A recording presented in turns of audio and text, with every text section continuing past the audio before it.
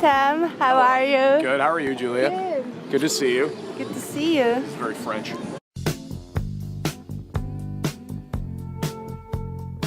My name is Thom Crowley. I am a human being and made mostly of water. I want to live in a lighthouse, and I'm a writer, and I live in Brooklyn, New York, Massachusetts. You're from Massachusetts? I am from Massachusetts. And what brought you to New York? When I told people I was moving here, they're like, "Oh, what's it like? Why?" or something. And it's because all the stuff is here. That's basically it. I was doing comedy a lot in Boston, and everyone was like, "Oh, are you coming down here to do comedy?" And I was like, "Not really. I just kind of like writing and maybe making stuff like movies or TV show or radio or something. It seems like I should make something, and making stuff is like a lot more possible here. It just seems like this is, so the never-ending loop of this is where the stuff is, and I like making stuff." And I was of the age and of the disposition where I was like, well, if I don't do it now, I'm never going to do it. And so I flung myself into the abyss.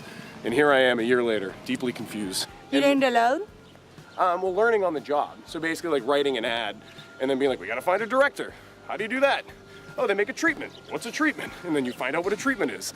And then you like find out what a director of photography does. And you find out what kind of camera does what and how you get a certain kind of shot and how you write an ad that's 30 seconds long that's coherent, and like there's just so much to learn, and you just learn by doing. People in Boston is like a small handful of feels like a small handful. Boston is a dime. It's a tiny place.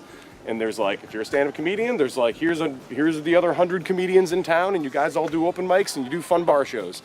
And if you make ads, there's 6 advertising agencies, and the same 100 people work at those 6 agencies, and we all know each other. And after a couple of years, I was like, well, I feel like I know everybody, and I feel like I'm doing all the stuff I wanted to do, and I feel like the next thing would be to get married, have kids, die, I don't know. It just felt like I was done, and I was like, well, I'm not done yet. And when you go to New York, everyone's doing way cooler stuff. Everybody's making TV shows and movies, and it's not about yeah, I'm doing a cool thing, look at this. It's just no, it's just exciting and fun and rewarding. Oh, it's very exciting, it's very fast paced. I also think that I make a lot of sense here.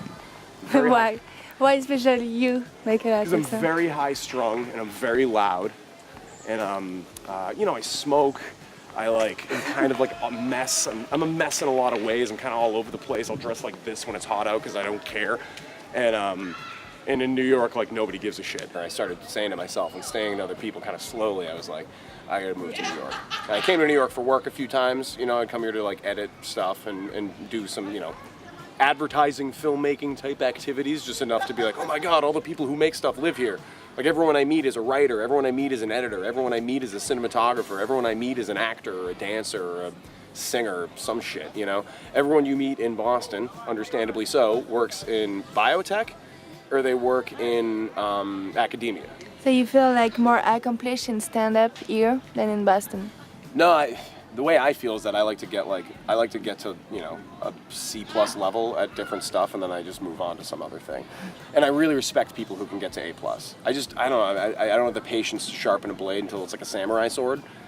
So what are you doing now at this time? So I move, and it's really hard for a while. It's hard for 4 or 5 months.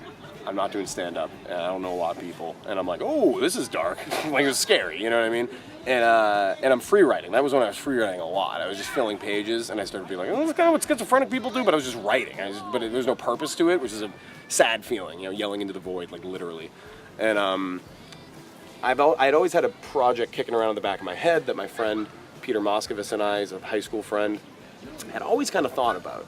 And it's sketch comedy in a radio format.